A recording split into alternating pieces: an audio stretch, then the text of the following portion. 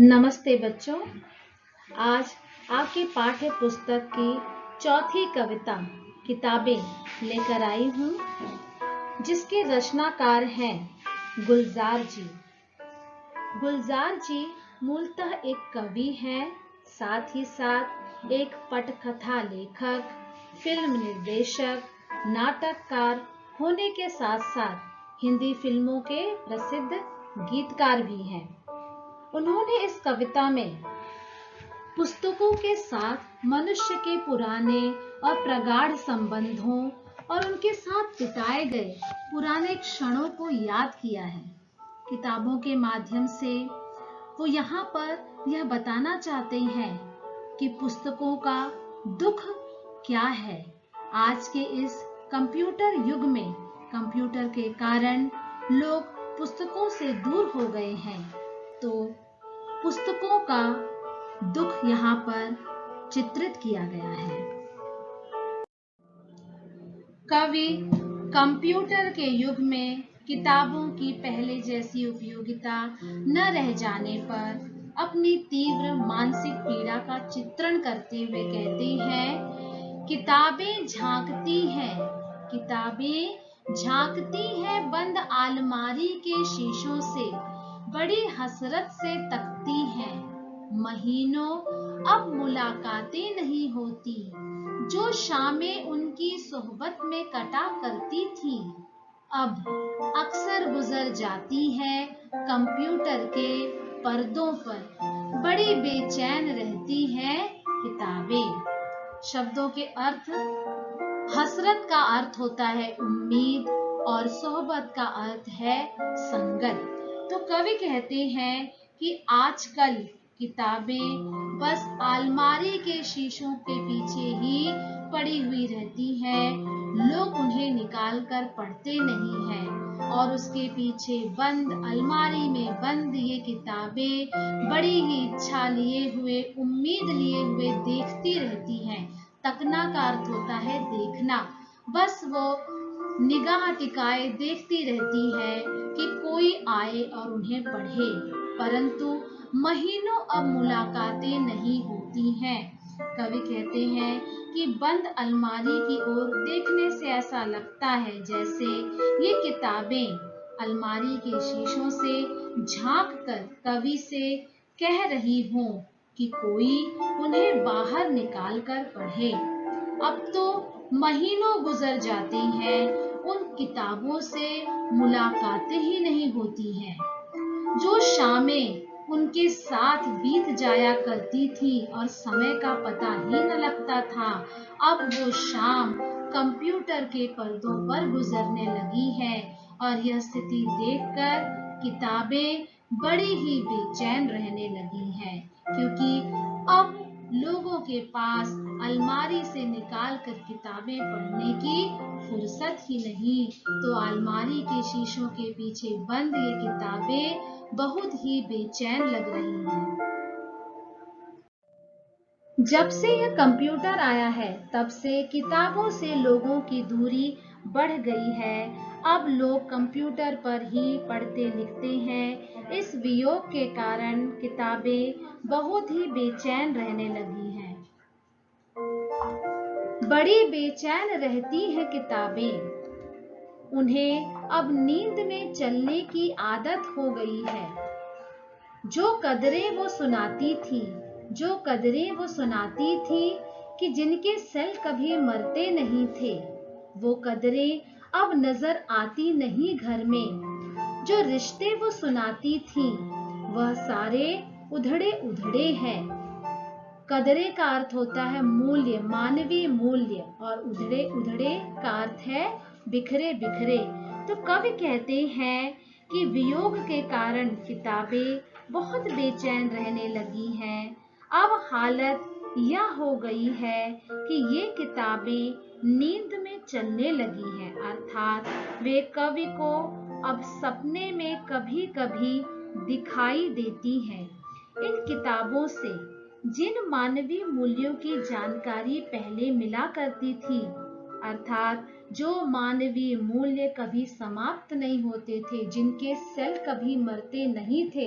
इसका अर्थ है कि जो मानवीय मूल्य अक्षुण्ण हुआ करते थे, जो कभी समाप्त नहीं होते थे, वे मानवीय मूल्य अब घर में नजर नहीं आते हैं।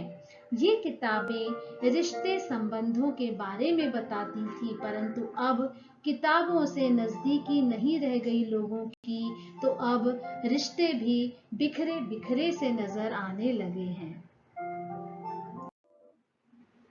ये किताबें रिश्ते संबंधों के बारे में बताती थी, परंतु वे सारे संबंध अब उधड़ गए हैं, टूट से गए हैं। आगे की पंक्तियों में कवि कहते हैं, कोई सफा पलटता तो एक सिसकी निकलती है, कई लफ्जों के मानी गिर पड़े हैं। शब्दों का अर्थ पहले देख लें। सफा का अर्थ होता है पन्ना, लफ्ज का अर्थ है शब्द, और मानी का अर्थ होता है मतलब या अर्थ, और सिसकी का अर्थ है धीरे धीरे रोना। तो कवि कहते हैं, जब कोई महीनों बाद किताब निकालकर उसके किसी पन्ने को पलटता है तो किताबों को रोना आ जाता है, उनके गले से सिसकी निकलने लगती है। इन पन्नों से कई शब्दों के अर्थ फटकर मानो गिर पड़े हैं, तो बिना अर्थ वाले ये शब्द दिखाई दे रहे हैं।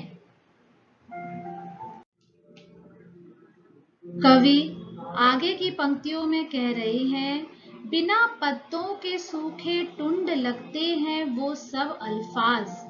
बिना पत्तों के सूखे टुंड लगते हैं वो सब अल्फाज, जिन पर अब कोई मानी नहीं उगते हैं। जैसे कोई वृक्ष बिना पत्तों का नजर आता है, वैसे ही किताबों में लिखे हुए ये शब्द अर्थहीन से लगते हैं।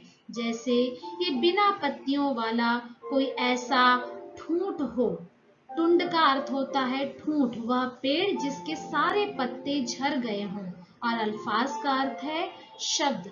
तो इन पंक्तियों में कवि बस यही कहना चाहते हैं कि किताबों में लिखे हुए जो शब्द हैं वो अब ऐसा लगता है मानो बिना अर्थ वाले शब्द बन गए हों, जैसे बिना पत्तियों वाला कोई ठूंठ हो जिस पर अब कोई अर्थ नहीं उगने वाला है। कवि पुस्तकों और कंप्यूटर पर पृष्ठ पलटने के तरीकों के बारे में कहते हैं, जुबां पर जो जायका आता था, जुबां पर जो जायका आता था, जो सफा पलटने का उंगली क्लिक करने से बस झपकी गुजरती है। बहुत कुछ तह बतह खुलता चला जाता है पर्दे पर। किताबों से जो जाती राब्ता था कट गया है। जुबां का अर्थ है जबान या जीभ, और तह बतह का अर्थ है परत दर परत।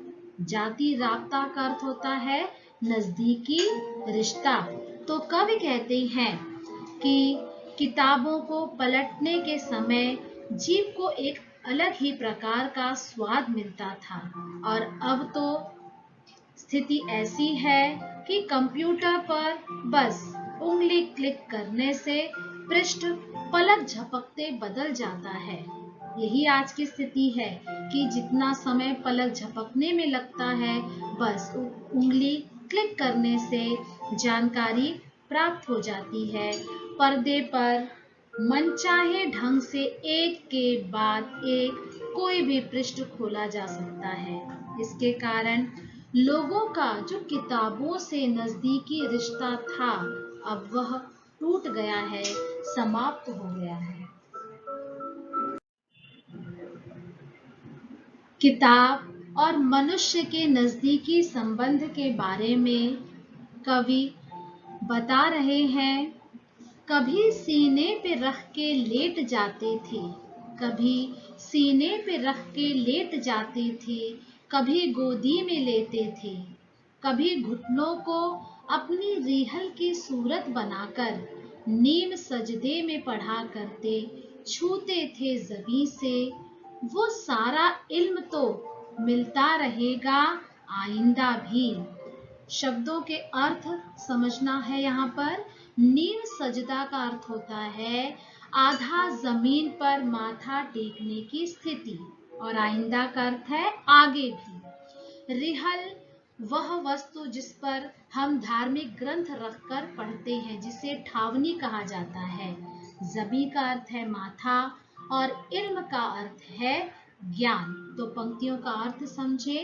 कवि कहते हैं कि पहले किताबों से इतना नजदीकी रिश्ता था कि लोग किताब पढ़ते समय कभी अपनी छाती पर रखकर लेट जाते थे, कभी उसे गोदी में लेकर पढ़ते थे, और कभी तो अपने घुटनों को ही रिहल की तरह बनाकर पुस्तक उस पर रखकर आधा माथा टेकने की स्थिति में पढ़ते थे। अर्थात पुस्तक को इतना सम्मान देते थे कि अपने मस्तक पर चढ़ा लेते थे, उसे माथे पर चढ़ाते थे, ताकि भविष्य में भी उन्हें उससे ज्ञान प्राप्त होता रहे।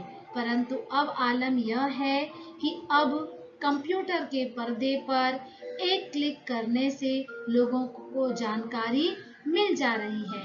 तो वो सारा इल्म, वो सारा ज्ञान तो मिलता रहेगा, फिर भी मिलेगा, आगे भी मिलेगा, परंतु किताबों से जो नजदीकी रिश्ता था वो अब समाप्त हो गया है। किताबों के साथ कुछ रोचक बातें भी जुड़ी हुई होती थी। कंप्यूटर पर आधारित हो जाने पर अब शायद उनका अस्तित्व नहीं होगा। किताबों में कभी कभी किसी के लिए फूल या संदेश पत्र भी रख दिया जाता था, जिसे लोग संभाल कर रखते थे। परंतु अब कंप्यूटर युग के कारण कवि चिंतित है कि अब उन रिश्तों, उन फूलों का क्या होगा। इसीलिए वो कहते हैं, मगर वो जो किताबों में मिला करते थे सूखे फूल और महके हुए रुक्के, किताब मंगाने, गिरने उठाने के बहाने रिश्ते बनते थे, उनका क्या होगा। रुक्के का अर्थ है चिट्ठी या संदेश पत्र। कवि कहते हैं कि किताबों में पहले सूखे हुए फूल, किसी के द्वारा दिया गया संदेश पत्र लोग संभाल कर रख दिया करते थे, जो उनके संबंधों को हमेशा ताज़ा रखते थे। किताबों के गिरने और उठाने के बहाने कुछ लोगों के जीवन भर के संबंध जुड़ जाया करते थे। तो कवि इस पर चिंता व्यक्त करते हैं और कहते हैं, जब किताबों का उपयोग ही नहीं होगा तो ऐसे संबंध कैसे बनेंगे। तो किताबें न पढ़ने के ये नुकसान कवि को नजर आ रहे हैं।